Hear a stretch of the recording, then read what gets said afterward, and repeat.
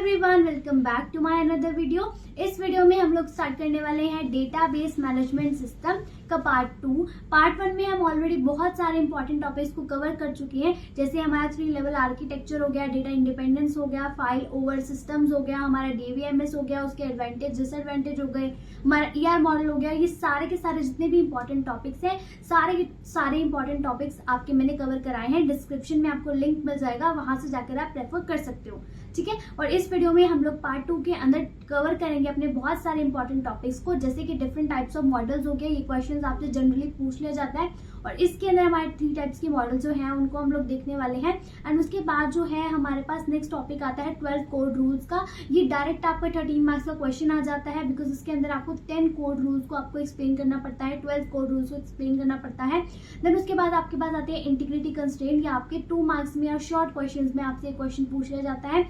Next question आता है functional dependency and decomposition, जो एक हमारे लिए एक सब टॉपिक है किसका, नॉर्मलाइजेशन का। नॉर्मलाइजेशन का जो टॉपिक है वो इंपॉर्टेंट टॉपिक है, और ये वाला जो टॉपिक है आपका रिलेटेड है पिछले वाले से। तो ये वाले जो सारे के सारे टॉपिक्स हैं हम लोग इस वीडियो में कवर करेंगे, डिटेल में पढ़ने वाले हैं, अच्छी तरीके से मैं आपको समझाने वाली हूँ। अगर अभी तक आपने मेरे चैनल को सब्सक्राइब नहीं किया है तो प्लीज सब्सक्राइब जरूर करिएगा, बिकॉज इस तरह की बहुत अमेजिंग वीडियोज मैं आपके लिए लेकर आने वाली हूँ, ठीक है। तो सबसे पहले स्टार्ट करते हैं different types of model in DBMS. DBMS के अंदर हमारे पास डिफरेंट टाइप्स के मॉडल होते हैं। 3 तरीके के मॉडल्स को हमें स्टडी करना है। फर्स्ट है हमारे पास हायरार्किकल मॉडल। तो जो हायरार्किकल मॉडल है डीबीएमएस के अंदर, ये जो मॉडल है ये डेटा को ऑर्गेनाइज करने के लिए यूजफुल है और यूज किया जाता है, और इसका जो स्ट्रक्चर होता है वो ट्री लाइक स्ट्रक्चर होता है। This model was of the earliest types of database model was so popular and particularly prevalent in 1916 and 70s। मतलब 1960 से 1970s के बीच में बहुत ज्यादा प्रिविलेंट था, पर्टिकुलरली उस टाइम पे यूज किया जाता था डेटा को ऑर्गेनाइज करने के लिए। एंड इसका जो स्ट्रक्चर होता था वो ट्री लाइक स्ट्रक्चर होता था, ठीक है। It represent data as a parent child representation. अगर आपने डेटा स्ट्रक्चर पढ़ा है, आपने ट्री डेटा स्ट्रक्चर पढ़ा है, तो आपको पता होगा कि उसके अंदर पेरेंट चाइल्ड का रिलेशन बनता है, और किस तरीके से होता है रिलेशन वो भी हम लोग देखने वाले हैं। यस, नेक्स्ट आता है फिर ईच रिकॉर्ड और node has a single parent but can have multiple children forming a hierarchy. यानी कि अगर एक सर्कल है उसको हम क्या बोलते थे, नोड बोलते थे। एंड देन वो जो हमारा सर्कल होता था, वो जो नोड होती थी, वो पर्टिकुलर नीचे किसी और सर्कल के साथ कनेक्ट है, किसी और नोड के साथ कनेक्ट है। जो टॉप वाली होती है वो मेरी रूट नोड होती है, एंड जो उसके नीचे होते हैं वो उसके चाइल्ड होते हैं। एंड उस चाइल्ड के नीचे भी अगर फर्दर सब पार्ट्स में डिवाइडेड है, वो हमारे क्या होते हैं, उसके भी चाइल्ड होते हैं, ठीक है। तो हमारे पास पेरेंट और चाइल्ड का रिलेशन होता है। यहाँ पर मल्टीपल चिल्ड्रन हो सकते हैं एक पेरेंट के, और उससे ही क्या है हमारी हायरार्की बनती है। तो उसके हमारे पास कुछ कैरेक्टरिस्टिक्स आते हैं हायरार्किकल मॉडल के। ट्री स्ट्रक्चर बनता है इसके अंदर। सबसे पहले तो ट्री का फॉर्मेट बनता है। ट्री कैसा होता है, उसकी जो रूट्स होती हैं वो इस तरीके से फैली हुई होती है। सेम वही चीज, एक रूट नोड होगी, उसके बाद उसके चाइल्ड होंगे, उस चाइल्ड के सब चाइल्ड होंगे, सब चाइल्ड के और चाइल्ड हो सकते हैं। फर्दर इस तरीके से रूट की तरह पे हमारा जो ट्री का स्ट्रक्चर है वो बिखरा होता है। तो यहाँ पर भी जो रिकॉर्ड्स है वो इस तरीके से ब्रांचिंग फॉर्म में बिखरे होंगे, ठीक है। नेक्स्ट आता है पेरेंट चाइल्ड रिलेशनशिप, यानी कि एक पेरेंट होगा, उसका नीचे वाले के साथ रिलेशन होगा। अब जो भी पेरेंट होते हैं वो हमेशा सिंगल होते हैं, उसके जो चाइल्ड होते हैं वो मल्टीपल हो सकते हैं। इनके पेरेंट एक ही होगा, और यहाँ पर जो पेरेंट का रिलेशन है वो मैनी के साथ होगा, यानी कि 1 to many वाला जो रिलेशन है वो हम लोग इसके अंदर देखते हैं।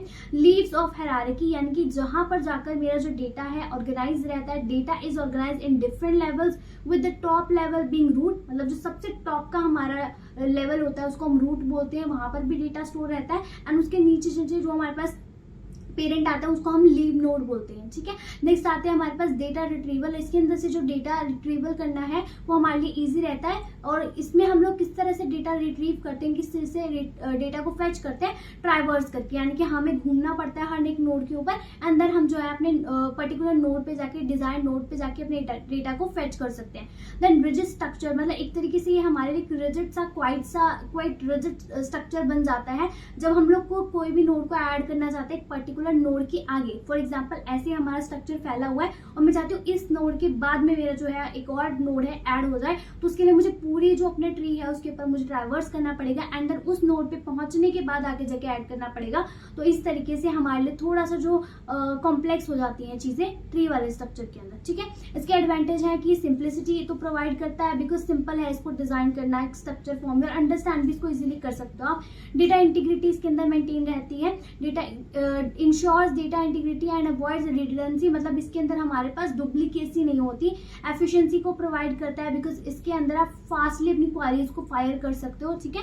और उसके डिसएडवांटेज रहते हैं कि जब हम लोग बहुत ज़्यादा कॉम्प्लेक्स चीज़ों पर या बहुत ज़्यादा कॉम्प्लेक्स प्रोजेक्ट पे बात करें या फिर कॉम्प्लेक्स प्रॉब्लम्स को सॉल्व कर रहे हैं थ्रू दिस DBMS के अंदर हम बहुत ज़्यादा डेटा को स्टोर कर रहे हैं और उसका जो मॉडल है वो कौन सा है, हायरार्किकल मॉडल है, तो वहाँ पर उसको मैनेज करना हमारे लिए थोड़ा सा कॉम्प्लेक्स हो जाता है, ठीक है। लैक ऑफ फ्लेक्सिबिलिटी, अब अगर हमारा जो स्ट्रक्चर है वो इतना डिफिकल्ट हो गया है, उस तक हम लोग पहुँच नहीं पा रहे, उस तक हम डिलीट नहीं कर पा रहे, अपडेट नहीं कर पा रहे, चीज़ों को चेंजेस करने में हमें मुश्किल आ रही है, तो वो क्या है, लैक ऑफ फ्लेक्सिबिलिटी है। रिडंडेंसी, कभी कभी through data redundancy is minimise, it is not entirely eliminated, मतलब क्या है, इसको मिनिमाइज तो किया जा सकता है कि इसमें डुप्लीकेसी ना हो, उसको कम कर देंगे, बट पूरी तरीके से हम खत्म नहीं कर पाते, ठीक है।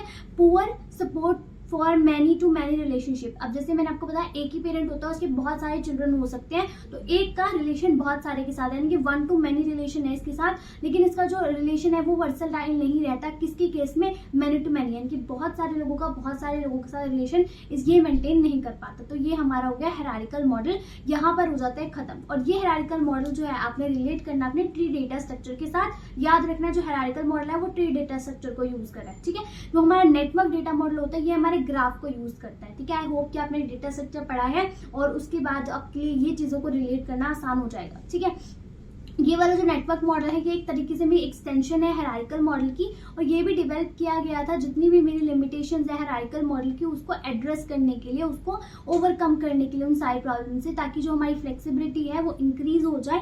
और ये क्या करता है, उसमें क्या हमारी एक कॉम्प्लेक्सिटी की प्रॉब्लम थी और दूसरी क्या थी, वो मैनी टू मैनी रिलेशनशिप को डेवलप नहीं कर पा रहा था, तो ये मैनी टू मैनी रिलेशनशिप को डेवलप कर देता है। जैसे कॉलेज का रिलेशन जो है वो लाइब्रेरी के साथ भी है, और कॉलेज का जो रिलेशन है वो डिपार्टमेंट के साथ भी है, एंड जो लाइब्रेरी है उसका रिलेशन स्टूडेंट के साथ भी है, स्टूडेंट का रिलेशन डिपार्टमेंट के साथ भी है,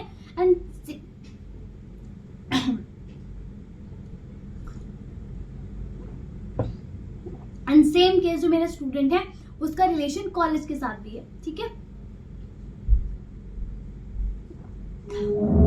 हाँ जी, तो इसके अंदर जो आपका डेटा स्ट्रक्चर यूज होता है, जो डेटा ऑर्गेनाइज होता है वो यूजिंग ग्राफ, ठीक है। ग्राफ में मेरा एक डेटा स्ट्रक्चर होता है, उसकी हेल्प से जो है इसके अंदर जो डेटा है, इसकी जो नोड्स हैं, जो रिकॉर्ड्स हैं, जो एजेस हैं, वो सारी की सारी हेल्प करती है इसके रिकॉर्ड को, रिलेशनशिप को मेंटेन करने में, ठीक है। और ये हमें अलाउ करता है ताकि हम कॉम्प्लेक्स जो रिलेशनशिप्स हैं उनको भी हम एक स्ट्रक्चर फॉर्म में बना सकें, जो कि हमारा हायरार्किकल मॉडल हमें प्रोवाइड नहीं कर पा रहा था, क्योंकि रिकॉर्ड्स इसके अंदर बहुत सारा एक सेट ऑफ रिकॉर्ड जो है वो इसके अंदर बहुत सही तरीके से मैनेज रहता है, और ये हमारी एजेस और नोड्स की हेल्प से समझ में आ जाता है, ये हमारी एजेस है, ये हमारी नोड्स है, ठीक है। इसके अंदर भी पेरेंट होते हैं, चाइल्ड होता है, many to many relationship develop होता है। इसके अंदर स्कीमा कैसे होता है, the schema of a network database define the database structure including the types of records and the relationship between them. और ये जो स्कीमा है, जो उसका स्ट्रक्चर है, वो हमें बताता है कि कौन सा रिकॉर्ड का किसके साथ रिलेशनशिप है, ठीक है। उसके बाद ये भी हमारे लिए फ्लेक्सिबल है, एफिशिएंसी है, इसके अंदर डेटा इंटीग्रिटी को प्रोवाइड करता है। बट ये भी अगर हम बहुत ज़्यादा जो है कॉम्प्लेक्स प्रॉब्लम्स को डिज़ाइन करना चाह रहे हैं, लार्ज डेटाबेसेस को डिज़ाइन करना चाह रहे हैं और मैनी टू मैनी रिलेशनशिप्स को बनाना चाह रहे हैं, तो उस केस में ये भी जो मेरे लिए कॉम्प्लेक्स प्रॉब्लम बन जाएगी एंड उसको हार्डर हो जाएगा डिज़ाइन करना।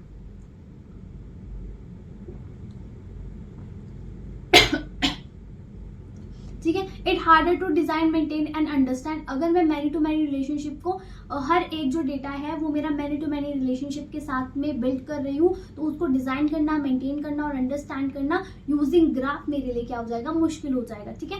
Navigation, querying the database often required knowledge of the underline structure which can make ad hoc querying difficult. Navigational queries traversing through the set of relations are common. इसके अंदर जो मेरी navigation है वो difficult हो जाती है, इसमें क्वेरी फायर करना डिफिकल्ट हो जाता है। एंड लैक ऑफ स्टैंडर्डाइजेशन, अब ये जो है हमारी कंपनीज के अंदर ज़्यादा यूज़ नहीं होता, मतलब इतना इसका स्टैंडर्ड जो है वो मेंटेन नहीं रहा है as compared to relational model. अब जो मेनली यूज़ होते हैं वो हमारे रिलेशनल मॉडल होते हैं एंड जो हमारा मेन फोकस रहेगा वही रिलेशनल मॉडल पे ही रहेगा। इसलिए मैंने आपको ये बताया तो अच्छे तरीके से है, बट ज़्यादा इस पे इतना फोकस नहीं किया, बिकॉज जो रिलेशनल मॉडल है वो हमें अच्छे से एक्सप्लेन करना है और ये वाला जो मॉडल है ये ही आजकल हम लोग ज़्यादा यूज़ करते हैं, ठीक है। तो रिलेशनल मॉडल क्या होता है मेरा, जो मैं स्टार्टिंग से पार्ट 1 में भी मैंने आपको बताया था रिलेशन डेटाबेस मॉडल के लिए कि पार्ट 1 के अंदर हमने क्या पढ़ा था कि इसको टेबल्स के थ्रू हम लोग देखते हैं ना।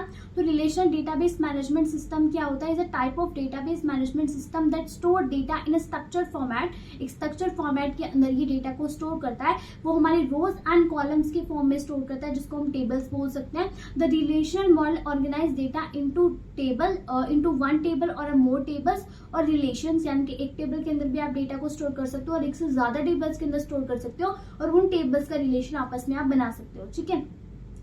विद अ यूनिक की आइडेंटिफाइंग ईच रो, यानी कि हर एक उसके पास यूनिक की होगी जिसके थ्रू हम लोग डेटा को आइडेंटिफाई कर पाएंगे कि हमारा जो डेटा है हमें कैसे फेच करना है, वो हमारी कीज की हेल्प से हम लोग क्या कर सकते हैं, फेच कर सकते हैं डेटा को। This model is based on the concept of proposed by EF Codd. अब आपने इनका नाम याद रखना है, EF कॉड इन 1970। ये भी हमारा जो नेटवर्क मॉडल के बाद में ही आया था, बट ये बनाया किसने था, किसने इसको प्रपोज किया था 1970 के अंदर EF कोड ने, and has become a standard for the database management due to its simplicity. Because अगर हम एक्सेल की भी बात करें तो उसमें रोज एंड कॉलम्स होती है और उसमें हमारे लिए डेटा को मेंटेन करना इजी हो जाता है ना। तो वही सेम चीज यहाँ पर भी है, आप रोज एंड कॉलम्स को इमेजिन करो, तो जब मुझे डेटा को रखना है रोज एंड कॉलम्स के अंदर, तो उसको एज कंपेरेटिव टू ग्राफ और मेरे ट्री डेटा स्ट्रक्चर उसको ईजी हो जाता है मेंटेन करना, एंड ये हमारे लिए फ्लेक्सिबल रहता है, एंड इसके अंदर पावरफुल क्वेरीज का आप यूज कर सकते हो जो कि कैपेबल है हमारे लिए डेटा को फेच करने के लिए, ठीक है। उसके बाद हम अगर इसकी फीचर्स की बात करें, इसमें टेबल बनता है, ठीक है। रोज को हम टपल्स बोलते हैं, ये आपके लिए इंपॉर्टेंट चीज है, एंड जो कॉलम्स है उसको हम एट्रीब्यूट बोलते हैं, ठीक है। इसके अंदर प्राइमरी की होती है, जो मैंने आपको लास्ट वीडियो में बताया था। प्राइमरी की क्या होती है, एक यूनिक होता है, इसके अंदर जितना भी डेटा जाता है वो यूनिक होगा एंड नॉट नल होगा। फिर फॉरेन की होती है, जिसको हम रेफरेंशियल की भी बोलते हैं। ये हमारे लिए क्या करती है, एक तरीके की फील्ड होती है जो कनेक्ट करने के काम आती है डिफरेंट टेबल को। एक टेबल के अंदर प्राइमरी की होगी, दूसरे टेबल के अंदर फॉरेन की होगी, एंड वो कनेक्ट करने के लिए काम में आएगी। और ये जो दोनों कीज हैं आपको थर्ड वाले यूनिट के अंदर बहुत अच्छे से एक्सप्लेन करने वाले हो, कैसे ये कीज लगती है, इनका क्या काम होता है, डिटेल में हम लोग वहां पे पढ़ेंगे, ठीक है। दो टेबल का लिंक बनाने के लिए हम लोग फॉरेन की का यूज करते हैं। देन स्कीमा भी मैंने लास्ट वीडियो में आपको बताया था किस तरीके से स्ट्रक्चर डिजाइन होता है, टेबल्स कैसे दिखने वाले, ये सब चीजें जो है स्कीमा हमारा डिफाइन करता है। नेक्स्ट आता है SQL लैंग्वेज, जो हमारा रिलेशनल डेटाबेस है। ये तो डेटाबेस बना देता है, बट हमें डेटाबेस के साथ कैसे इंटरेक्ट करना है वो हमारी SQL क्वेरी हमें बताती है, यानी कि स्ट्रक्चर्ड क्वेरी लैंग्वेज। ये एक मेरी प्रोग्रामिंग लैंग्वेज है जिसको हम यूज करते हैं टू मैनेज मैनिपुलेट डेटा। मतलब अगर हम अपने मैनिपुलेट डेटाबेस को मैनिपुलेट करना चाहते हैं, उसमें चेंजेस करना चाहते हैं, उससे बात करना चाहते हैं, डेटा को फेच करना चाहते हैं, इंटरेक्ट करना चाहते हैं, अपडेट करना चाहते हैं, इंसर्ट करना चाहते हैं, तो वो सारा का सारा काम जो है मेरी SQL क्वेरीज की हेल्प से हो जाता है, ठीक है। इसके एडवांटेज क्या आते हैं, अब ये सबसे अच्छा मॉडल है, सिंप्लिसिटी प्रोवाइड कर रहा है, तो इसके अंदर जो है हमारी डेटा इंटीग्रिटी मेंटेन रहती है, और ये इसके अंदर जो हमारा डेटा है वो एक्यूरेसी को मेंटेन करके रखता है, और वो कंसिस्टेंट रहता है हमारा डेटा। एंड लाइक प्रोग्रामिंग के अंदर हम लोग जब काम करते हैं तो उसमें प्राइमरी कीज को हमें यूज करना पड़ता है, फॉरेन कीज को यूज करना पड़ता है, यूनिक कंस्ट्रेंट वगैरह को यूज करना पड़ता है। अभी कंस्ट्रेंट हम लोग इसी वीडियो के अंदर पढ़ने वाले हैं, ठीक है। क्या होते हैं कंस्ट्रेंट, तो जो कंस्ट्रेंट होते हैं उनकी हेल्प से मेरा जो डेटा है वो मेंटेन रहता है, एक्यूरेट रहता है, और उसकी जो इंटीग्रिटी है वो मेंटेन रहती है। डेटा की सिक्योरिटी प्रोवाइड करता है, ठीक है, फ्लेक्सिबिलिटी प्रोवाइड करता है, स्केलेबिलिटी प्रोवाइड करता है। अगर आज मेरा जो टेबल है वो इतना सा, अगर मैं उसको लार्ज करना चाहती हूँ तो उसके अंदर कुछ और रोज एंड कॉलम्स को मैं ऐड कर सकती हूँ, वो मेरे लिए स्केलेबिलिटी को प्रोवाइड करेगा। डेटा की जो रिडंडेंसी है, जो डुप्लीकेशन है, वो इसमें एलिमिनेट हो जाती है। जो लास्ट वाले मॉडल्स थे उसमें मिनिमम हो रही थी, मतलब कम हो रही थी, बट इसके अंदर एलिमिनेट हो रही है, ठीक है। और हमने जो डेटा को ऑर्गेनाइज करना है इस तरीके से करना है कि डुप्लीकेट डेटा हमारा एंटर ना हो, और उस डुप्लीकेसी को हटाने के लिए हमारे पास कंस्ट्रेंट है, ठीक है। उसके बाद आता है डिसएडवांटेजेस, कि अगर हम लोग ज्यादा डेटा को हैंडल करना चाहते हैं, बहुत ज्यादा डेटा को हैंडल करना चाहते हैं लार्ज अमाउंट के लिए, तो उसमें कॉम्प्लेक्स हो जाएगा, ठीक है। एंड कॉस्ट जो है इसके अंदर सेटअप जो कॉस्ट है, मेंटेनेंस कॉस्ट है, पर्टिकुलरली लार्ज ऑर्गेनाइजेशन ही इसको अफोर्ड कर पाती है, तो स्मॉल ऑर्गेनाइजेशन जो है DBMS का यूज नहीं करती, ठीक है। परफॉर्मेंस जो है इसकी कभी कभी स्लोअर हो जाती है, बिकॉज ज्यादा जो डेटा सेट है या फिर कॉम्प्लेक्स क्वेरीज जो फाइल कर रहे हैं, तो उसके लिए हम लोग क्या करते हैं, जो परफॉर्मेंस है हमारी जो DBMS की वो क्या हो जाती है, स्लो डाउन हो जाती है या फिर डिग्रेड हो जाती है थोड़ी सी, ठीक है। एंड ये हो गए हमारे इसके एडवांटेज एंड डिसएडवांटेजेस। उसके बाद हम लोग देखते हैं कुछ कॉमन हमारे पास सॉफ्टवेयर होते हैं RDBMS के, जिसका आप नाम लिख सकते हो। MySQL होता है, ओरेकल डेटाबेस होता है, माइक्रोसॉफ्ट SQL सर्वर होता है, SQLite होता है। अगर आपको इसके नाम लिखने हैं तो आप सिंपल नाम मेंशन कर दो, ठीक है। अब जो रिलेशनल डेटाबेस है, कभी कभी इसका आपका क्वेश्चन आता है कि ये हमारा बाकियों से, बाकी जितने भी मॉडल्स हैं उनसे अच्छा क्यों है, तो इसके एडवांटेज बताने ओवर अदर मॉडल्स कि अदर मॉडल्स के हिसाब से इसमें क्या फायदे हैं या फिर क्या इसमें खूबियां हैं जो बाकियों में नहीं है। ठीक है, कीप थिंग्स ऑर्गेनाइज्ड, ये हमारी जो चीजें हैं उसको ऑर्गेनाइज करके रखता है। Imagine your data is like a big collection of items, relational database helps you to sort and store them neatly like putting them a labeled boxes on a shelves। अगर हम चाहते हैं कि अपने शेल्स के ऊपर हमें बॉक्सेस को रखना है तो बिल्कुल नीटली अगर हम उसको रखना चाहते हैं, तो इसी तरीके से हमारा जो डेटा है बिल्कुल ऑर्गेनाइज वे में, हमारा बहुत सारा जो डेटा है उसको सॉर्ट करके रखना चाहते हैं, ये वाला डेटा यहाँ पर आना चाहिए, ये वाला डेटा यहाँ आना चाहिए, तो उसी तरीके से सॉर्टेड पैशन में हमारा नीटली जो है काम को करके देता है। इजी टू टॉक, हमें सीक्वल लैंग्वेज का यूज करना पड़ता है क्वेरी फायर करने के लिए, एंड उसके लिए हमारे ईजी हो जाता है टॉक करना अपने डीबीएमएस के साथ, अपने डेटाबेस के साथ। ठीक है, उसके बाद आता है हैंडल्स लॉट्स ऑफ स्टफ, बहुत सारे जो स्टफ है, बहुत सारा जो मटेरियल है, बहुत सारा जो डेटा है उसको इजीली ये क्या कर सकता है, मैनेज कर सकता है। तो और वो बाकी जो है उसमें कॉम्प्लेक्सिटी बढ़ जाती है। ठीक है, पिक्स फाइंडिंग स्टफ इजी, और इसमें से अगर हम लोग डेटा को ढूंढना चाहते हैं तो वो हमारे लिए इजी हो जाता है, बाकियों में हमारे लिए इतना इजी नहीं रहता। पूरे एरे पर, पूरे डेटा स्ट्रक्चर पर, पूरे ट्री पर, पूरे ग्राफ पर हमें क्या करना पड़ता है, ट्रैवर्स करना पड़ता है। ठीक है, सो नेक्स्ट आते हैं मेरे पास 12 कोड रूल्स। 12 कोड रूल्स क्या है कि रिलेशनल डेटाबेस कैसे बनेगा, उसके लिए कुछ रूल्स बनाए थे हमारे कोड ने, EF कोड, जिन्होंने रिलेशनल डेटाबेस बनाया था, इसलिए इसका जो नाम है वो भी क्या है, 12 कोड रूल्स। ठीक है, तो फर्स्ट से लेकर हम लोग 12 तक सारे कोड रूल्स को पढ़ने वाले हैं। सबसे पहला आता है हमारा रूल, ये वाला जो क्वेश्चन है आपने छोड़ना नहीं है, पक्का करके जाना है, 13 मार्क्स का फुल फ्लैट क्वेश्चन आ ही जाता है ये। ठीक है, द इंफॉर्मेशन रूल, सबसे पहले तो जो आपकी इंफॉर्मेशन है वो आपको पता होनी चाहिए, whether it is a user information और मेटा डेटा, मतलब डेटा से रिलेटेड कोई इंफॉर्मेशन है that is store in a database must be enter a value in a cell और ऑफ अ टेबल, यानी कि एक कॉलम के अंदर या फिर एक रो के अंदर, एक सेल के अंदर, जो हमारे क्या होता है रो एंड कॉलम का जो कॉम्बिनेशन होता है उसको हम क्या बोलते हैं, सेल, यानी एक सेल के अंदर ही जो आपका डेटा है वो एंटर होना चाहिए। It is said that everything with in a database is organized in a table layout. Information rule का मतलब ये है कि आपको इन्फॉर्मेशन दी जा रही है कि अगर आप रिलेशनल डेटाबेस बना रहे हैं तो आपको एक टेबल की फॉर्म में ही डेटा को स्टोर करना है। ठीक है, उसके बाद आता है the guaranteed access rule, each data element is guaranteed to be accessible logically with a combination of a table name, primary key, row value और एट्रीब्यूट नेम, कॉलम वैल्यू। मतलब ये गारंटीड एक्सेस रूल क्या बोलता है कि आपके पास जो भी डेटा है उसमें प्राइमरी की होनी चाहिए, जिसकी हेल्प से आप क्या कर सकते हैं, अपने डेटा को एक्सेस कर सकते हैं। प्राइमरी की का बहुत इंपॉर्टेंट रोल रहता है हमारे डीबीएमएस रिलेशनल डेटाबेस के अंदर, बिकॉज प्राइमरी की होगी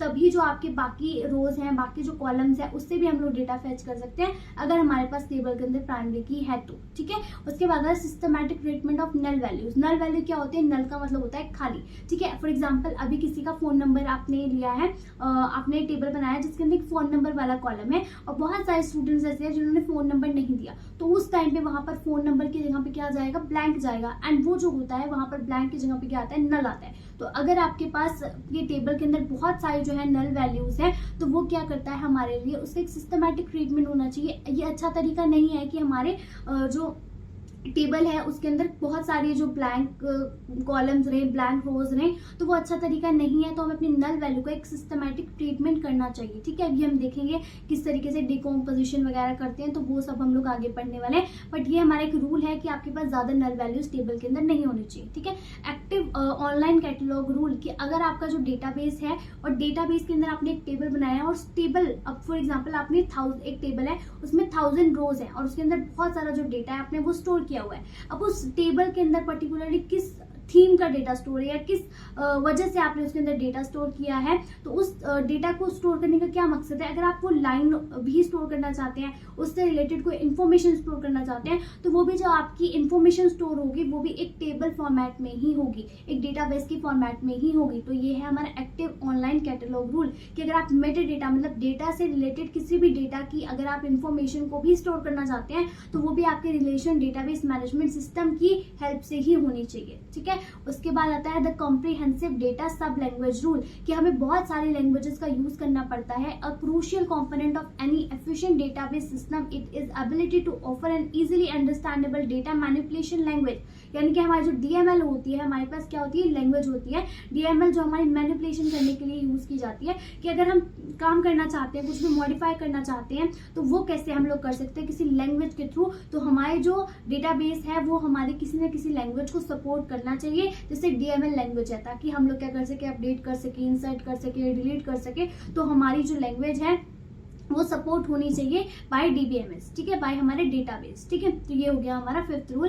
द व्यू अपडेटिंग रूल। अब व्यू क्या होता है, ये भी हमारा 3rd यूनिट के अंदर एक पर्टिकुलर टॉपिक है कि व्यू क्या होता है। अब व्यू का आप लोग ऐसे समझिए कि मेरा एक टेबल है जिसके अंदर 2000 रोज हैं, ठीक है। अब एक पर्सन है जिसको सिर्फ इंफॉर्मेशन चाहिए कि वो पास हुआ है या नहीं हुआ है, ठीक है। एक टीचर है जिससे बच्चों का रिकॉर्ड चाहिए और उसको ये अपडेट करना है कि जो बच्चा 30 अबव मार्क्स लेकर आए वो पास है, एंड जिसकी 30 बिलो मार्क्स है वो फेल है, ठीक है। तो उसको सिर्फ जो है 20 जो कॉलम्स है उसी को एक्सेस करना है, उसको 2000 रोज वाले से कोई मतलब नहीं है, ठीक है। तो वो जो पूरा टेबल है उसमें सिर्फ जो 20 रोज है वही मेरे जो है टीचर को दिखाई जाएंगी, तो वो मेरा व्यू हुआ, ठीक है। एंड उसके अंदर क्या है, बच्चों के नाम है, बच्चों के रोल नंबर है, एंड बच्चों के सब्जेक्ट के मार्क्स हैं। अब उसको क्या करना है, लास्ट में एक पर्टिकुलर कॉलम है, एक पर्टिकुलर रो है जिसके अंदर उसको लिखना है पास फेल, पास फेल। और जैसे ही वो अपना एंट्री करेगा, हमारा जो टीचर है वो एंट्री करेगा पास या फेल की, तो वो क्या होना चाहिए, पर्टिकुलर जो हमारा डेटा है 2000 लाइंस का, उसके अंदर भी अपडेट होना चाहिए। यानी कि एक बड़ा पोर्शन है जिसमें एक छोटा पोर्शन आपने काट के टीचर को दिया, एंड टीचर ने उसके अंदर कुछ भी अगर अपडेट किया तो वो बड़े वाले पोर्शन में भी अपडेट होना चाहिए। That is your view updating rule, ठीक है। अभी अगर आपको क्लियर नहीं हुआ, दैट मीन्स आपको कुछ ना कुछ चेंजेस अगर आप कर रहे हो, अपडेट कर रहे हो, तो वो फाइनली आपके रिफ्लेक्ट करने चाहिए, इसका मतलब ये है। बाकी जिसका सिंटेक्स होता है, किस तरीके से करते हैं, वो हम लोग 3rd यूनिट पे पढ़ेंगे, बिकॉज वहां पर हम लोग सीक्वल लैंग्वेज को देखने वाले हैं, ठीक है।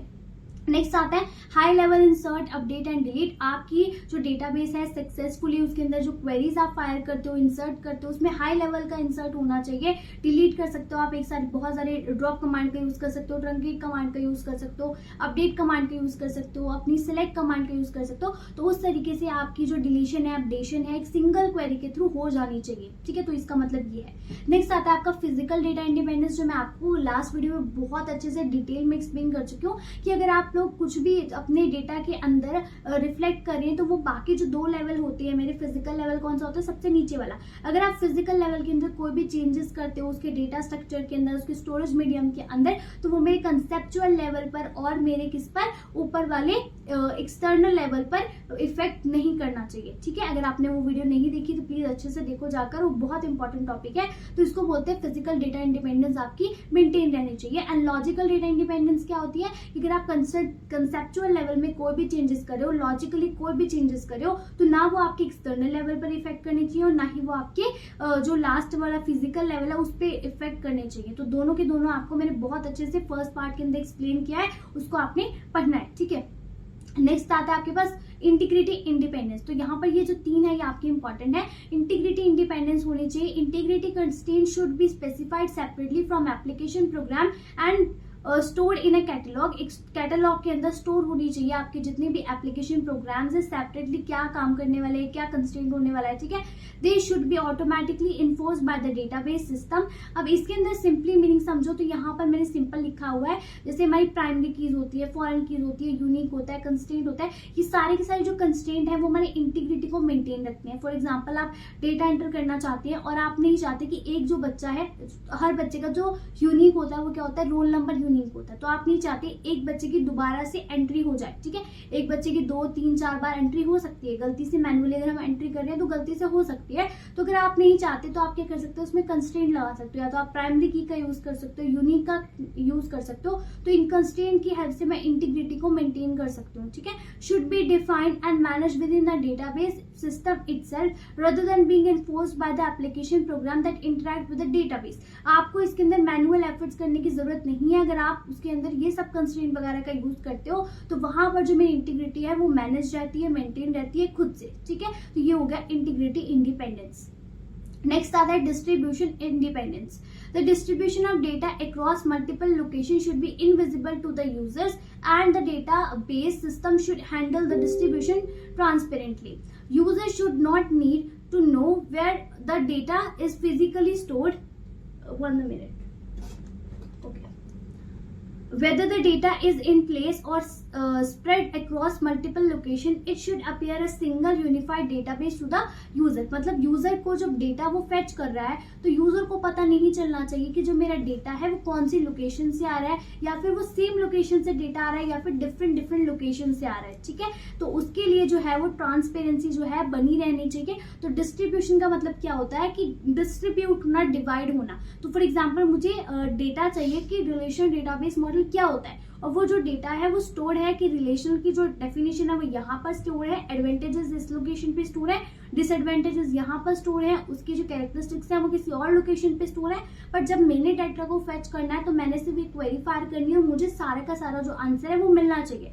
तो यूजर को इस बात से फर्क नहीं पड़ना चाहिए कि डेटा जो है अलग अलग जगह से आ रहा है। तो ये जो ट्रांसपेरेंसी है ये मेंटेन रहनी चाहिए। ये आपका मतलब है डिस्ट्रीब्यूशन इंडिपेंडेंस। ठीक है, नेक्स्ट आता है आपका non subversion rule. If the interface of the system is providing access to low level records then the interface must not be able to damage the system bypass security and integrity constraint. मतलब आपका जो system है, आपकी जो security है उसको क्या है, बायपास ना करे। फॉर एग्जाम्पल आपने कंस्ट्रेंट यूज करे हैं, आपने उसके अंदर इंटीग्रिटी को मेंटेन करने के लिए कुछ लॉजिक लगाया है, तो आपका जो सिस्टम है उन सब रूल्स के अकॉर्डिंग चले, उनको जो है बायपास न करे या फिर उनको इग्नोर ना करे। आपकी जो सिक्योरिटी है तभी मेंटेन रहेगी। अगर आपके जो रूल्स हैं जो आपने उसके ऊपर अप्लाई करे हैं, एप्लीकेबल हैं, उसके ऊपर जो है रूल्स, वो उन सब के अकॉर्डिंग चलना चाहिए, तभी जो आपका जो काम है वो सिक्योरिटी के अंडर रहेगा, बायपास नहीं होना चाहिए सिक्योरिटी से। ठीक है, तो ये हो गए आपके 12 के 12 कोड रूल्स। बहुत सिंपल तरीके से मैंने आपको समझाया है। इसकी आपने लैंग्वेज को 1-2 बार पढ़ना है, आपको इजीली समझ में आ जाएगी। अगर आपको फिर भी कोई डाउट है आप कमेंट में लिखिएगा, मैं आपको और अच्छे से एक्सप्लेन कर दूंगी। अगर आपको थोड़ा सा भी डाउट है आप फिर से रिवाइंड करके देखिएगा, और ये 12 के 12 रूल आपने अच्छे तरीके से पढ़ने हैं। ठीक है, नेक्स्ट आता है मेरे पास इंटीग्रिटी कंस्ट्रेंट। इंटीग्रिटी कंस्ट्रेंट्स क्या होती है, हमारे पास कुछ रूल्स होते हैं या फिर कुछ कंडीशंस होती हैं जो स्पेसिफाई करती है एक डेटाबेस के स्कीमा को to ensure the accuracy and consistency of a data.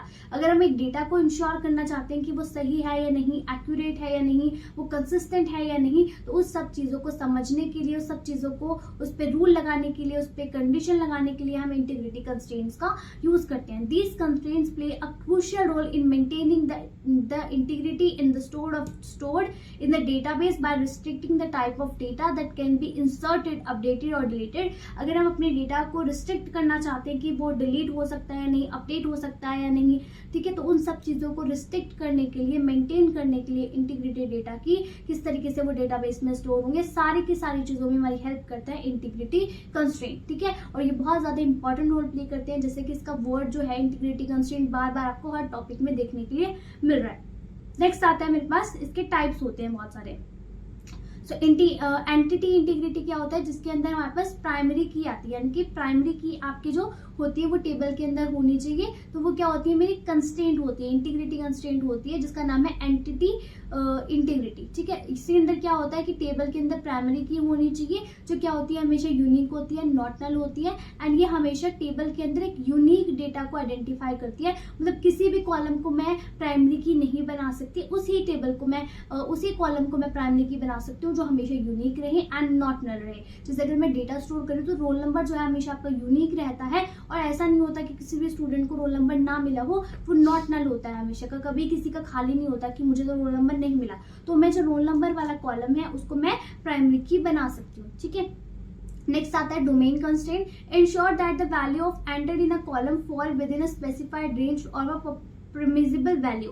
अब हम लोग पढ़ने वाले हैं 3rd और 4th यूनिट के अंदर डेटा टाइप्स क्या होते हैं ना। तो डेटा टाइप्स क्या होते हैं, उसके एक पर्टिकुलरली रेंज होती है। ठीक है, तो उस रेंज के अंदर जो भी हम लोग स्टोर करने वाले हैं तो उस रेंज के अकॉर्डिंग होना चाहिए। फॉर एग्जाम्पल एक बॉक्स है जिसके अंदर 2 kg का ही आप सामान रख सकते हो, तो आप उससे या तो कम का सामान रखोगे या फिर पर्टिकुलरली 2 kg का ही सामान रखोगे। उससे ज्यादा का अगर आप वेट रख दोगे तो जो बॉक्स है वो डैमेज हो सकता है, वो फट सकता है, वो ब्रेक हो सकता है, राइट। तो सेम इसी तरीके से जो डोमेन कंस्ट्रेंट है उसके अंदर आप कॉलम के अंदर उसी वैल्यू को फॉल करा सकते हो जो उसके रेंज के अंदर हो। ठीक है, नेक्स्ट आता है आपके पास unique constraint. It ensures that all the values in the column और set of columns are unique across a data set. अब यहाँ पर इसका आप बोलोगे प्राइमरी की भी आपने यूनिक बोला एंड यूनिक कंस्ट्रेंट भी यूनिक बोल रहे हो। प्राइमरी की मेरी यूनिक भी होनी चाहिए, नॉट नल भी होनी चाहिए। ठीक है, बट यूनिक कंस्ट्रेंट जो है मेरा वो हमेशा यूनिक रहेगा। जैसे अगर मैंने एक नाम पे लगा दिया है यूनिक, कि हर बच्चे का जो नाम है वो यूनिक ही होना चाहिए। ठीक है, तो वो क्या होगा अगर आस्था मैंने लिया, अंशुल मैंने लिया,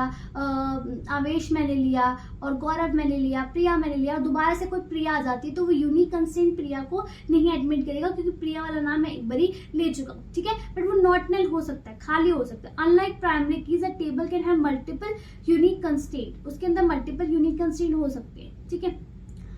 नेक्स्ट आता है रेफरेंशियल इंटीग्रिटी। रेफरेंशियल इंटीग्रिटी मैंने अभी आपको बताया कि फॉरेन की को हम रेफरेंशियल की भी बोलते हैं। तो एक टेबल के अंदर जब हम लोग क्या बनाते हैं, फॉरेन की को बनाते हैं कॉरेस्पॉन्डिंग टू द प्राइमरी की। अगर प्राइमरी की है तभी हम लोग फॉरेन की को बनाएंगे, बिकॉज दोनों चीजों को लिंक करने के लिए मेरी फॉरेन की यूज की जाती है। एक टेबल के अंदर फॉरेन की होती है, एक टेबल के अंदर प्राइमरी की होती है, एंड अगर इन दोनों टेबल्स का मैं रिलेशन बनाना चाहती हूँ तो उसके लिए मेरी फॉरेन की का यूज किया जाता है। इसके नाम से क्लियर है, रेफरेंस देती है, ठीक है। This constraint prevents often records ensuring the relationship between tables remain consistent। तो आपका जो टेबल्स है बिटवीन उनका जो रिलेशनशिप है वो कंसिस्टेंट रहे, उसको हम लोग बोलते हैं रेफरेंशियल इंटीग्रिटी, ठीक है।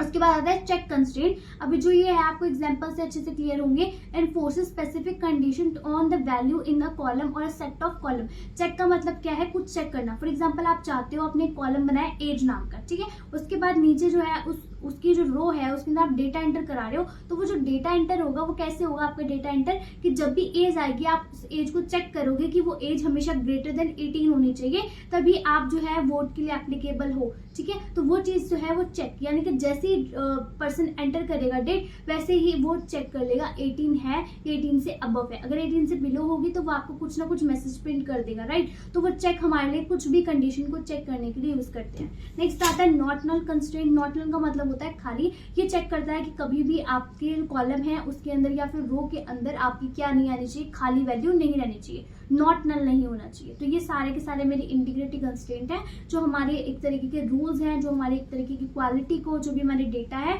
उसको एक्यूरेट रखने में, उसको रिलायबल रखने में और उसको सिस्टम के साथ, डेटाबेसेस के साथ इंटरेक्ट कराने में हमारी बहुत ज्यादा हेल्प करते हैं, ठीक है। यहाँ पर हमारे इंटीग्रिटी कंस्ट्रेंट खत्म हो जाते हैं। बाकी आपको इसको डिटेल में है, ये सारे के सारे जो है आपको यूजफुल मिलेंगे जब हम एसक्यूएल की क्वेरीज लिखेंगे, ठीक है। उसके बाद हमारा बहुत इंपॉर्टेंट टॉपिक आता है functional dependency and decomposition. Functional dependency का मतलब होता है is a simple rule in our database that says one piece of information depends on other, ठीक है। एक इंफॉर्मेशन है, अगर वो किसी और इंफॉर्मेशन पे डिपेंड कर रही है तो उसको मैं बोलूंगी फंक्शनल डिपेंडेंसी। अब ये दो तरीके की हो सकती है, partial dependency and fully functional dependency, ठीक है। बट ये अगर एक दूसरे पे डिपेंड कर रहा है तो फंक्शनल डिपेंडेंसी तो वहां पर है। अभी ये नहीं पता कि कौन से वाली पार्शियल है या फुली है, ये नहीं हमें पता, बट फंक्शनल डिपेंडेंसी तो है, ठीक है। If you know a person social security number you can find their name because it depends on SSN। अगर आपको फॉर एग्जांपल आधार कार्ड का नंबर पता है किसी का, तो उसका आधार कार्ड नंबर अगर आप डालते हो इंटरनेट पे, आप चेक कर सकते हो कि वो उस पर्सन का नाम क्या है, राइट। अगर आपको किसी का रोल नंबर पता है, उस रोल नंबर के थ्रू आप उस बच्चे का नाम ढूंढ सकते हो, ठीक है। तो इस तरीके से हम लोग क्या कर सकते हैं, एक चीज का पता होने के बाद दूसरी चीज का पता लगा सकते हैं। तो एक चीज क्या होगी, दूसरी चीज पे डिपेंडेंट हो गई। सेम चीज है यहाँ पे, if a student database, if you know the student ID you can find its name, address, और बहुत सारी चीजें जो है आप किसी के नाम से पता लगा सकते हो। बहुत सारी चीजें जो है आप एक स्टूडेंट आईडी के नाम से पता लगा सकते हो। तो दो तरीके की फंक्शनल डिपेंडेंसी होती है, कितनी पार्शियल, एक होती है फुली। पार्शियल डिपेंडेंसी होती है जैसे कि inside this non key attributes में dependent on the key attribute. अब याद रखना, जब भी मैं की एट्रीब्यूट बोलती हूँ उसका मतलब है कि उस कॉलम के ऊपर पर्टिकुलरली प्राइमरी की लगी हुई है, और प्राइमरी की क्या होती है, जो यूनिक होती है और नॉट नल होती है। तो की एट्रीब्यूट बोलते ही समझ जाना कि मैं प्राइमरी की बात कर रही हूँ, और नॉन की एट्रीब्यूट वो होंगे जिसपे प्राइमरी की नहीं लगी, ठीक है। फॉर एग्जांपल एक टेबल है, उसके अंदर रोल नंबर है, क्लास है, नेम है। तो रोल नंबर क्या है, मेरा की एट्रीब्यूट, क्लास और जो मेरा नेम है वो क्या है, नॉन की एट्रीब्यूट, ठीक है। तो अगर जो मेरा इनसाइड दिस नॉट की एट्रीब्यूट्स में dependent on other non key attributes, यानी कि जो मेरा नेम है वो मेरी क्लास पे डिपेंड कर रहा है कि सूरज नाम का बच्चा कौन सी क्लास में है। तो जो क्लास है वो भी नॉन की एट्रीब्यूट है, जो नेम है वो भी नॉन की एट्रीब्यूट है। तो जो नॉन की एट्रीब्यूट है वो नॉन की एट्रीब्यूट पे डिपेंड करता है, तो उसको मैं बोलती हूँ पार्शियल फंक्शनल डिपेंडेंसी, जैसे कि जो नेम है वो मेरे रोल नंबर पे डिपेंड करता है और जो नेम है वो मेरे डीओबी पे भी डिपेंड करता है। तो दोनों चीजें हो गई, होगी मेरी partial functional dependency. But fully functional dependency का मतलब होता है non key attributes only dependent on की एट्रीब्यूट्स लाइक प्राइमरी की।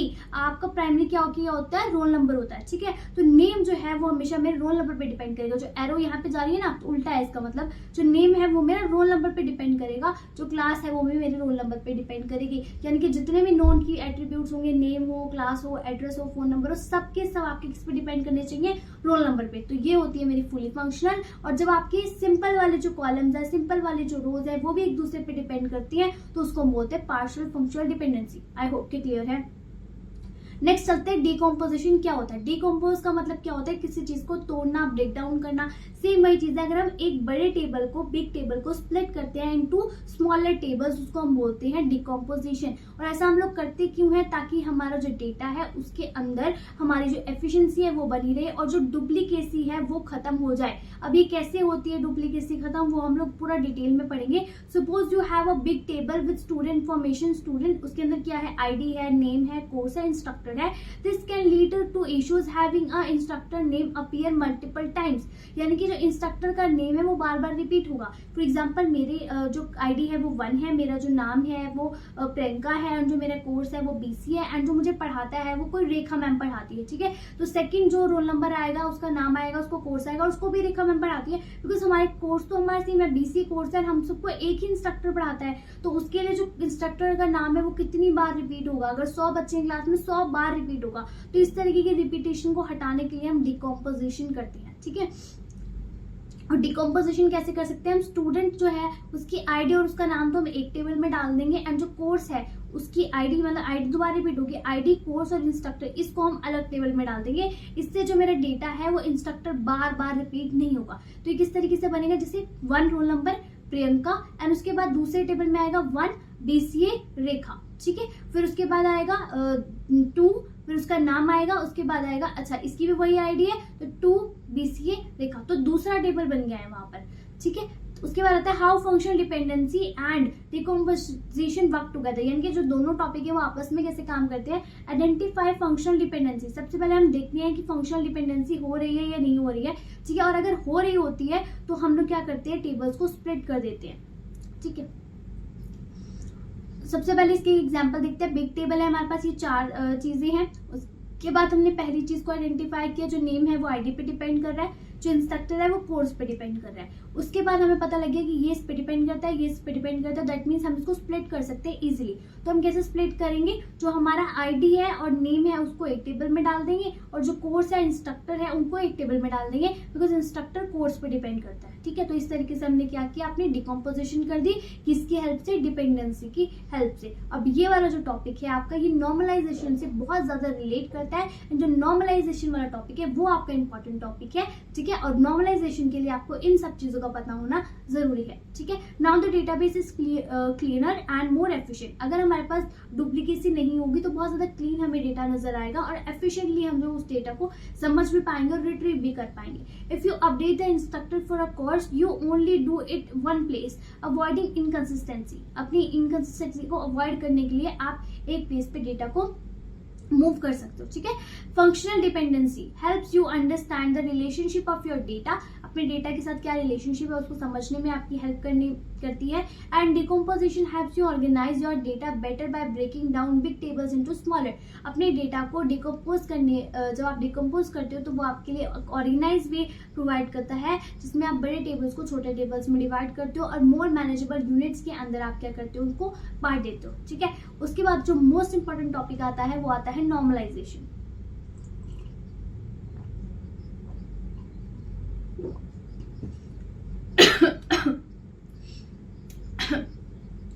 हाँ जी, नॉर्मलाइजेशन क्या होती है आपकी। Normalization is a process in database design that organize tables to reduce redundancy and improve data integrity.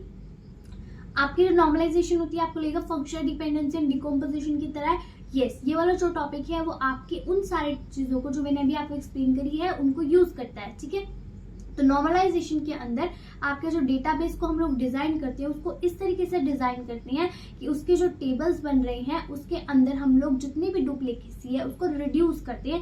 And उससे क्या होगा, डुप्लीकेसी को रिड्यूस करने से जितनी भी मेरी डेटा की इंटीग्रिटी है वो इम्प्रूव हो जाएगी। ठीक है, it involves dividing large tables into smaller, जिससे हमने डिकम्पोजिशन की बात करी तो वही वाला रूल इसमें एप्लीकेबल होगा कि इसमें हम बड़े बड़े टेबल्स को डिवाइड कर देंगे छोटे छोटे टेबल्स में, ताकि हम मोर मैनेजेबल तरीके से उसको क्या कर सके, रिलेशनशिप को डिफाइन कर सके। The goal is to ensure that each piece of data is stored only once. इसका असली मकसद ये है कि जो एक डेटा है वो एक ही बार स्टोर हो, उसकी डुप्लीकेसी ना हो। ठीक है, which makes the database more efficient and easier to maintain, और जो हमारा डेटा है वो इजी रहे मेंटेन होकर रहे। ठीक है, सबसे पहले हम लोग नॉर्मलाइजेशन की जब बात करते हैं तो हमें इसमें कुछ फॉर्म्स को स्टडी करना पड़ता है। नॉर्मल फॉर्म्स होते हैं इसके अंदर, जैसे हमारा 1NF होता है, इसको हम फर्स्ट नॉर्मल फॉर्म बोल सकते हैं, सेकंड नॉर्मल फॉर्म बोल सकते हैं, थर्ड होता है एंड एक होता है हमारा BCNF, फोर्थ भी होता है, फिफ्थ भी होता है, पर हम लोग इसके अंदर 4 फॉर्म्स को देखने वाले हैं। ठीक है, अभी आपने भी इसे बहुत अच्छी तरीके से समझना है, बिल्कुल भी कंफ्यूज नहीं होना। थोड़ा सा टॉपिक जो है वो कॉम्प्लेक्स है बट बिल्कुल ईजी तरीके से मैं आपको समझाऊंगी। अगर आपको डिकम्पोजिशन और फंक्शनल डिपेंडेंसी समझ आ गई है तो ये टॉपिक भी आपको ईजीली समझ आ जाएगा गाइस। ठीक है, सबसे पहले फर्स्ट नॉर्मल फॉर्म होता क्या है, it ensure all the columns contain atomic indivisible values and each column contain value a single type, each column in a table should contain only one value pair, each row should be unique. अच्छा, ये कहानी समझ में नहीं है, अब मेरे साथ ध्यान से समझो। New row for every multi value. अब देखो, अगर आप इधर ध्यान से देखो तो आपको क्या दिख रहा है, आईडी दिख रही है, नेम दिख रहा है एंड फोन नंबर दिख रहा है। अब एक जो पर्सन है उसकी एक आईडी है, उसका नाम है, उसके जो 2 फोन नंबर हो सकते हैं, तो हम एक कॉलम के अंदर एक ही वैल्यू पेयर को डाल सकते हैं। ठीक है, तो यहाँ पर कोमा डालकर हम अगर इस तरीके से नेम अपने जो फोन नंबर है वो स्टोर करेंगे तो वो मेरा not in first normal form, यानी कि ये मेरा फर्स्ट नॉर्मल फॉर्म नहीं हो सकता, तो ये वाला तरीका तो गलत है। ठीक है, तो अब हम क्या कर सकते हैं कि हम इस तरीके से डेटा को स्टोर करें कि पहले हम नाम लिखिए, रोल नंबर आईडी लिखिए, नाम लिखिए एंड उसके बाद हम फोन नंबर लिखिए, बट एक बार में एक ही स्टोर हो सकता है। तो दैट मीन्स हमें दोबारा से आईडी लिखनी पड़ेगी, नाम लिखना पड़ेगा, दोबारा उसका फोन नंबर स्टोर करना पड़ेगा। ठीक है, तो ये हो गया मेरे पास एक तरीका। ठीक है, जिससे हमने बोला new row for every multi value created. ठीक है, हम एक न्यू रो बना देंगे तो इसमें क्या होगा, लेकिन डुप्लीकेसी होगी। क्यों डुप्लीकेसी हो रही है, यहाँ पर आईडी और नेम क्या कर रहे हैं, रिपीट कर रहे हैं। तो इसके लिए मेरे पास एक और तरीका हो सकता है, वो तरीका क्या है, मेक अ न्यू एट्रीब्यूट, यानी कि मैं क्या करूं, आईडी बनाऊं, नेम बनाऊं, फोन नंबर 1 बनाऊं एंड फोन नंबर 2 बनाऊं। तो इसमें क्या होगा, 1 रहेगा, जॉन रहेगा एंड मेरे पास उसका फोन नंबर 1 रहेगा एंड फोन नंबर 2 रहेगा। तो इसके लिए मेरी जो यहाँ पर ये लाइनें ये रिपीट नहीं होगी, राइट। बट इससे एक और मेरे पास डिसएडवांटेज आएगा कि मेरे पास 2000 बच्चों का रिकॉर्ड है, जिसमें से सिर्फ 100 बच्चे हैं जिसके पास 2 फोन नंबर है, बाकी जितने बच्चे हैं उनके पास 2 फोन नंबर नहीं है। तो बाकी फोन 2 में क्या स्टोर होगा, नल स्टोर होगा। और अभी हमने पढ़ा था कोड रूल के अंदर कि नल वैल्यू का एक सिस्टमैटिक ट्रीटमेंट होना चाहिए, हमारे टेबल्स के अंदर ज्यादा जो है नल वैल्यूज नहीं होनी चाहिए। दैट मीन्स हमारा जो ये वाला तरीका है ये भी सही तरीका नहीं है। ठीक है, उसके बाद हमारे पास तीसरा तरीका आता है ब्रेक द टेबल, जो अभी हमने पढ़ा डिकम्पोजिशन, यानी कि हम लोग क्या करेंगे, अपना यहाँ से इस टेबल को ब्रेक कर देंगे, यानी कि 2 टेबल बनाएंगे जिसके अंदर हम क्या लिखेंगे, ID, name and phone number. उसके बाद हम एक और टेबल बनाएंगे जिसको हम फोन नंबर के नाम से बना सकते हैं, उसमें सिर्फ आईडी लेंगे एंड लिख देंगे फोन नंबर 2। तो जिसकी आईडी 1 है उसका फोन नंबर 2 भी एग्जिस्ट करता है। तो उसके लिए हमारे क्या हो गई, यहाँ पर मेंटेनेंस बन गई। तो ये हो गया मेरा फर्स्ट नॉर्मल फॉर्म। ठीक है, फर्स्ट नॉर्मल फॉर्म क्या बोलता है कि एक कॉलम के अंदर एक ही वैल्यू आ सकती है, एक ही वैल्यू पेयर आ सकता है, यूनिक डेटा आ सकता है, कोई भी आप जो है उसके अंदर डबल वैल्यू को नहीं डाल सकते। और अगर आप डालना चाहते हो तो इन 3 तरीके से आप लोग डाल सकते हो। ठीक है, नेक्स्ट आता है, इसकी एग्जांपल है a table with multiple phone numbers in 1 column. ये जो मैंने आपको अभी एक्सप्लेन किया है सेम वही चीज, split to so each phone number is in a separate row, ताकि हमारा जो फोन नंबर है वो एक सेपरेट रो में आ जाए। और बाकी मैंने 3 तरीके आपको बताया, आप तीनों को एक्सप्लेन कर सकते हो। ठीक है, उसके बाद आता है हमारा फर्स्ट सेकंड नॉर्मल फॉर्म। ठीक है, फर्स्ट नॉर्मल फॉर्म क्लियर हुआ, कुछ भी नहीं है, बस देखने में जो टॉपिक है बहुत ज्यादा डिफिकल्ट लगता है बट बहुत ही इजी टॉपिक है ये। जनरली मुझे भी बहुत लगा था स्टार्टिंग में कि डिफिकल्ट टॉपिक है बट बहुत इजी टॉपिक है। अगर आपको फंक्शनल डिपेंडेंसी एंड डिकम्पोजिशन समझ में आई तो कुछ भी नहीं करना, जहां पर भी आपको प्रॉब्लम आ रही है, जहां पर भी आपका डेटा रिपीट हो रहा है, वहां पर क्या करना है, आपको अपने टेबल को डिवाइड कर देना है, उसको क्या करना है, आपने डिकम्पोज करना है, ठीक है। उसके बाद सेकंड नॉर्मल फॉर्म क्या बोलता है कि आपको पहले फर्स्ट नॉर्मल फॉर्म की सारी रिक्वायरमेंट को पूरा करना पड़ेगा। फर्स्ट नॉर्मल फॉर्म की क्या रिक्वायरमेंट थी कि हमारा जो डेटा है वो एक ही कॉलम में एक बार आ सकता है, यूनिक होना चाहिए। तो वो उस तरीके से हमारे जो फर्स्ट नॉर्मल फॉर्म की जितनी भी रिक्वायरमेंट्स है उनको मीट करना है, ठीक है। जब वो मीट हो जाएंगे उसके बाद मुझे इंश्योर करना है that all non key attributes are fully functionally dependent on the primary की।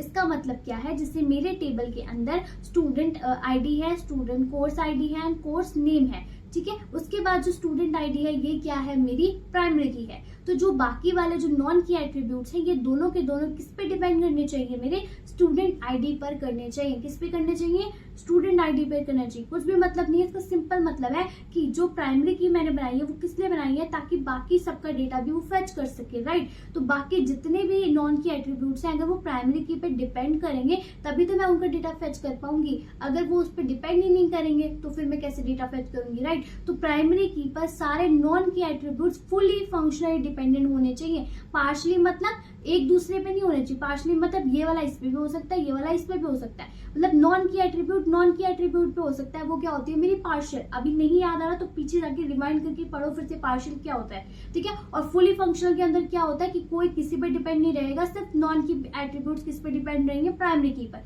तो यहाँ पर देखो, ध्यान से देखो, फुली फंक्शनली डिपेंडेंट लिखा है, पार्शियली नहीं लिखा। फुली फंक्शनल डिपेंडेंट होने चाहिए प्राइमरी की पर। This means no partial dependency of any column on the primary key. मतलब कोई किसी पे डिपेंड नहीं करना चाहिए, सारे के सारे हमारी प्राइमरी की पर ही डिपेंड करने चाहिए, ठीक है। अब देखो नॉट इन 2NF, अब यहाँ पर स्टूडेंट आईडी है 11 लिखी है, उसके बाद है कोर्स आईडी 101 एंड 102, फिर है course name maths and science. जो कोर्स नेम है वो किस पे डिपेंड कर रहा है, मेरी कोर्स आईडी पर, और उसको किस पे करना चाहिए डिपेंड, स्टूडेंट आईडी पर। दैट मीन्स ये वाला जो तरीका है ये मेरे 2NF का नहीं है। तो मैं इसमें क्या करूंगी, जो कोर्स आईडी है वो मेरी किस पे डिपेंड करनी चाहिए, स्टूडेंट आईडी पर। तो मैंने इसका एक कॉलम जो एक टेबल बना दिया। फिर जो कोर्स आईडी है वो मेरी जो कोर्स नेम है वो मेरा वो कोर्स आईडी पे भी डिपेंड कर रहा है। तो एक टेबल के अंदर कभी भी ऐसा नहीं हो सकता कि कोर्स नेम मेरे कोर्स आईडी पे भी डिपेंड करे एंड कोर्स आईडी मेरी कोर्स स्टूडेंट आईडी पे डिपेंड करे। तो एक टेबल में तो ये पॉसिबल नहीं था, इसलिए हमने क्या किया, इसको स्प्लिट कर दिया। तो मैंने क्या किया, कोर्स आईडी को स्टूडेंट आईडी पे डिपेंड करके एक टेबल बना दिया एंड कोर्स नेम मेरा स्टूडेंट कोर्स आईडी पे डिपेंड कर रहा है, इसके लिए मैंने अलग टेबल बना दिया। तो जहां पर भी आपकी जो है प्रॉब्लम क्रिएट हो रही है आपने उसको क्या करना है, डिकम्पोज करना है। तो यहाँ पर हमारी इसमें प्रॉब्लम थी तो हमने इसको डिकम्पोज करके दो अलग अलग टेबल्स में डिवाइड कर दिया, ठीक है। A table with student information and courses where course depends only on a part of composite key. अब यहाँ पर जो मेरे ये क्या है, स्टूडेंट आईडी क्या है, कॉम्पोजिट प्राइमरी की है। कॉम्पोजिट प्राइमरी की भी हम लगा सकते हैं। कॉम्पोजिट का मतलब क्या है, होता है कॉम्बिनेशन, राइट। तो इसका और इसका कॉम्बिनेशन बनाकर हमने क्या बनाया है, इसको प्राइमरी की बनाया है। कॉम्पोजिट की यानी कि स्टूडेंट आईडी और स्टूडेंट कोर्स आईडी पे डिपेंड कर रही थी, शुड बी स्प्लिट, जिसको हमने स्प्लिट कर दिया, ठीक है। आई होप कि आपको सेकंड नॉर्मल फॉर्म भी क्लियर है, ठीक है। उसके बाद थर्ड नॉर्मल फॉर्म को पढ़ने से पहले आपको एक चीज क्लियर होनी चाहिए, ट्रांजिटिव डिपेंडेंसी। ट्रांजिटिव डिपेंडेंसी का मतलब क्या होता है, जो मेरा बी है वो मेरे ए पे डिपेंड है। बहुत सारे बच्चे इसको ऐसे पढ़ेंगे, ए जो है बी पे डिपेंडेंट, नहीं, जो बी है वो मेरा ए पे डिपेंड करता है एंड जो मेरा सी है वो मेरा बी पे डिपेंड करता है। दैट मीन्स जो मेरा सी है वो मेरा इनडायरेक्टली ए पर भी डिपेंड करता है। दोबारा सुनो, बी मेरा ए पे डिपेंड करता है, सी मेरा बी पे डिपेंड करता है, तो इनडायरेक्टली मेरा सी भी ए पर डिपेंड करेगा। इसको मैं बोलती हूँ transitive dependency. But third normal form को पढ़ने से पहले हमें ट्रांजिटिव डिपेंडेंसी क्लियर होनी चाहिए। और थर्ड नॉर्मल फॉर्म बोलता है कि मेरी ट्रांजिटिव डिपेंडेंसी नहीं होनी चाहिए। मतलब ऐसा नहीं होना चाहिए कि जो मेरा ये वाला जो कॉलम है वो मेरा प्राइमरी की हो तो ये वाला इस पे डिपेंड करता है और ये वाला इस पे डिपेंड करता है। दैट मीन्स ये वाला मेरा इस पर भी डिपेंड करता है। तो दैट मीन्स ये वाला जो काम है मेरे ट्रांजिटिव डिपेंडेंसी का वो नहीं होना चाहिए मेरे थर्ड नॉर्मल फॉर्म के अंदर। तो थर्ड नॉर्मल फॉर्म बोलता है पहले 2NF कंप्लीट करो, उसकी सारी रिक्वायरमेंट्स लो। उसके बाद बोलता है and ensure that all the attributes are not only fully functionally dependent on the primary key but also are non-transitively dependent, यानी कि ना तो fully functional dependent तो वो होंगे बिकॉज सेकेंड वाला जो फॉर्म है वो हमने कंप्लीट किया, ट्रांजिटिवली भी वो नहीं होने चाहिए जो मैंने अभी आपको लाइन बोली है।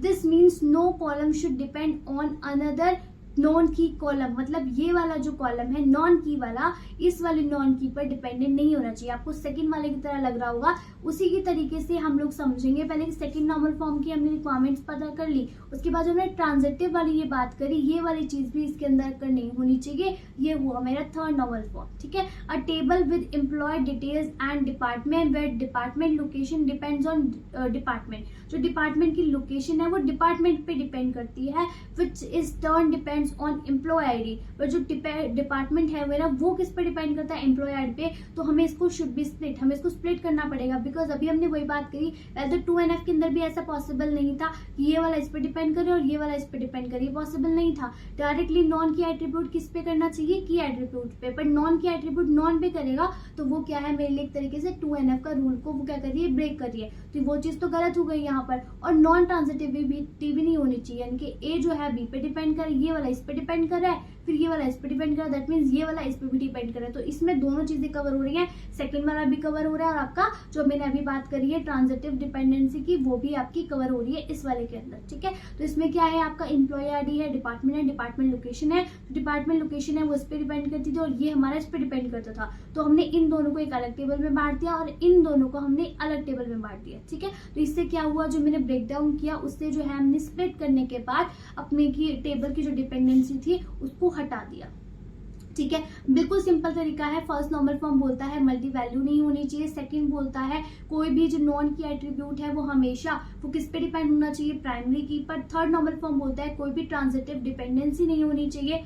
एंड उसके बाद जो लास्ट मेरे पास नॉर्मल फॉर्म आता है BCNF, यानी कि बॉयज कोड नॉर्मल फॉर्म। ये हमारा एक एडवांस वर्जन है, इसको आप फोर्थ नॉर्मल फॉर्म नहीं बोलोगे, ये मेरा थर्ड का ही थोड़ा सा एडवांस वर्जन है, बिकॉज जो थर्ड वाले के अंदर हमारी चीजें क्लियर नहीं हुई, वो ये वाला जो वर्जन है हमारी चीजों को क्लियर करता है। ये क्या बोलता है, अगर मेरा x y पे डिपेंडेंट है तो डेट मीन्स जो मेरा x है वो हमेशा मेरी एक प्राइमरी की होनी चाहिए। अब इसका जो बिल्कुल एक सिंपल सा मतलब है बोलने का, ऐसे कौन सा जो रूल है हमने अब तक डिस्कस नहीं किया वो हम लोग इसके अंदर डिस्कस कर लेते हैं। बाकी सेम कहानी ये भी वही बोलता है जो तीनों मिलके बोल रहे हैं, ठीक है। ये बोलता है कि left hand side always a की एट्रीब्यूट। अभी हम लोगों ने देखा ये वाला और ये वाला है, तो ये वाला हमेशा आपका की एट्रीब्यूट होना चाहिए। हमारे पास तीन तरह के केसेस हो सकते हैं कि जो की एट्रीब्यूट है, जो नॉन की एट्रीब्यूट है वो आपकी की एट्रीब्यूट पे डिपेंड करता है।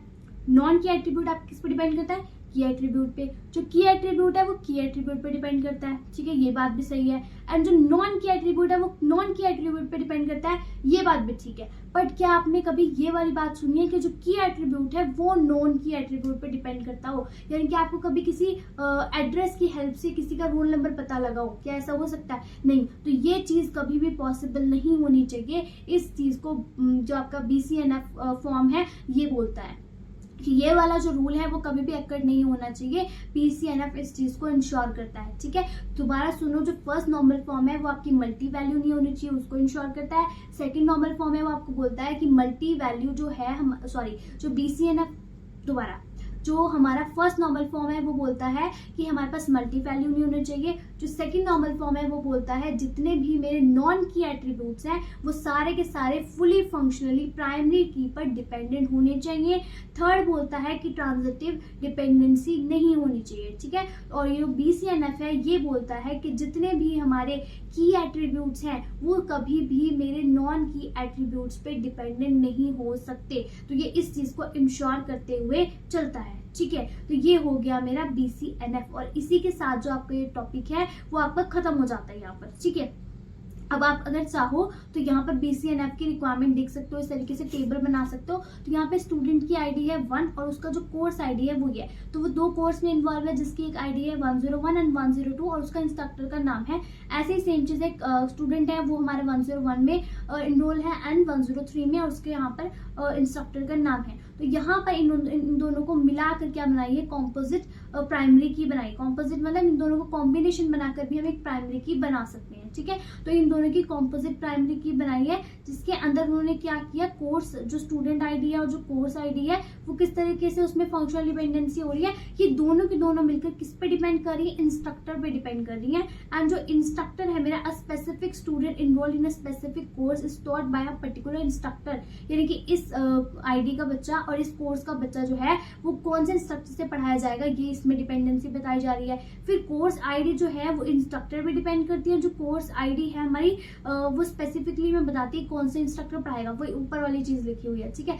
तो उसके बाद है डिकम्पोजिटिंग टेबल टू अचीव BCNF। अब BCNF को कैसे इसमें अचीव कर सकते हो आप, तो आपने क्या किया, इस टेबल को डिवाइड कर दिया, ये वाला जो आपका टेबल था इसको आपने डिवाइड कर दिया कोर्स आईडी और आपने क्या किया इंस्ट्रक्टर, यानी कि कोर्स आईडी और इंस्ट्रक्टर को आपने एक जगह पे कर दिया, ठीक है। ये क्या किया, is the primary key and uniquely identify each row, ये आपकी एक प्राइमरी की है जो आपकी हर एक रो जो है आपकी यूनिकली आइडेंटिफाई होगी, ठीक है। डिपेंडेंसी क्या है इसके अंदर, जो कोर्स आईडी है कौन सी कोर्स आईडी को कौन सा इंस्ट्रक्टर पढ़ाता है, ये वाला हमारा ये वाला टेबल बता रहा है। एंड इसके अंदर कौन से स्टूडेंट को इनरोल हुई है कौन सी कोर्स आईडी, इसके अंदर ये बता रहा है कि 1 वाला कौन सा सब्जेक्ट पढ़ने वाला है, 101 पढ़ने वाला है। यहाँ पे गए 101 कौन पढ़ाने वाला है, डॉक्टर स्मिथ पढ़ाने वाला है। तो यहाँ पर इन्होंने दो तरीके से इस टेबल को डिवाइड कर दिया। एंड ये क्या शो कर रहा है, हमारी एनरोलमेंट शो कर रहा है। दैट इज इनफ कि हमने किस तरीके से अपना जो टेबल है उसको डिवाइड किया है दो हिस्सों में, ठीक है। तो ये हो गया हमारा BCNF। अगर आप चाहो तो ये वाला जो पार्ट है वो आप छोड़ भी सकते हो,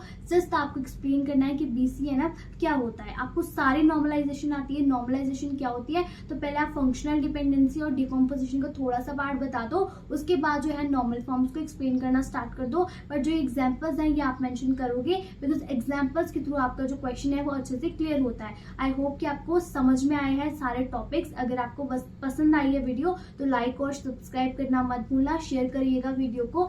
एंड जो भी टॉपिक में डाउट हो उसका जो क्वेश्चन है आप पूछ सकते हो, और आगे आपको कौन कौन से टॉपिक्स पे वीडियो चाहिए कमेंट में जरूर बताना, ठीक है। Bye guys.